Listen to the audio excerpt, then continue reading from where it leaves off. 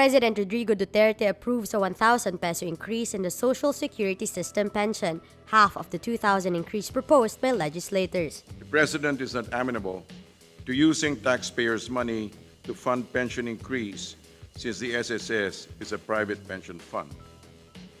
Its total assets are 487 billion as of October 2016, and its fund life is until 2042. Even with the 1,000 peso increase, the fund life will continue until 2040 by May 2017, when the contribution rate and increase in monthly salary credit is implemented.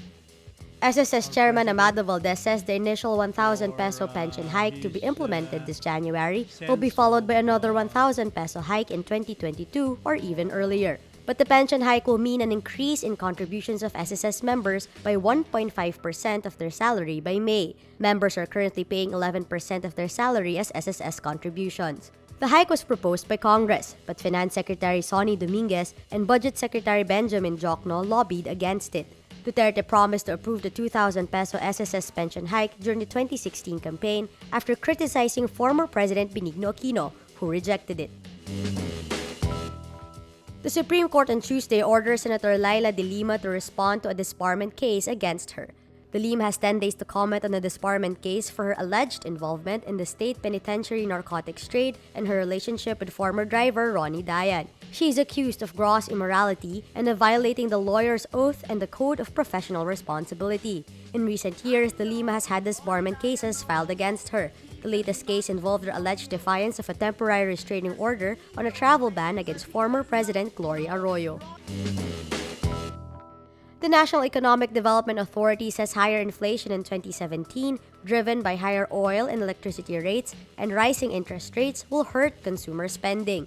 Socioeconomic Planning Chief Ernesto Pernia says the full-year inflation for 2017 will, quote, likely be 3%. This is within the government's target range of 2 to 4%. Full-year inflation for 2016 was 1.8%, the lowest in 29 years.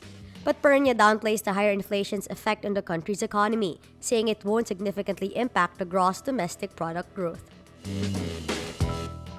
Did Foreign Secretary Perfecto Yasay Jr. lie when he declared he's always been a Filipino and had never been an American citizen? Questions about Yasay's citizenship surfaced with his confirmation pending before the Commission on Appointments. In November last year, Yasay stressed that he is Filipino. I am a Filipino. I have always been a Filipino. And I have never been a U.S. citizen.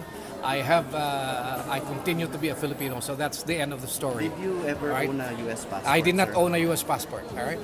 Under Philippine law, appointed public officials like Yasay cannot be a citizen of another country. At least 4 independent sources told Rappler Yasay used to own a U.S. passport. 2 U.S. government sources, speaking on condition of anonymity, separately confirmed to Rappler that Yasay used to be a U.S. citizen. In the Philippines, 2 other sources confirmed Yasay used to own a U.S. passport. Rappler found out he had a U.S. passport with number 121190223, which he supposedly used in travels from 2007 to 2009. At least 2 sources also say Yasay renounced his U.S. citizenship in 2009 before he ran for vice president in 2010 alongside presidential bet brother Eddie Villanueva. Philippine law requires candidates for public office to renounce any and all foreign citizenship. UFC President Dana White fires back at award-winning actress Meryl Streep after her comment about football and mixed martial arts during her Golden Globe speech. White calls the 67-year-old Streep, quote, an uppity 80-year-old lady. He says, quote, I'm not a big fan of golf. Doesn't mean people should stop watching it. If you don't like it, change the channel. So Hollywood is crawling with outsiders and foreigners. And if we kick them all out, you'll have nothing to watch but football and mixed martial arts, which are not the arts. Streep was commenting on United States President-elect Donald Trump's divisive election campaign, where he vowed to deport illegal immigrants and ban Muslims.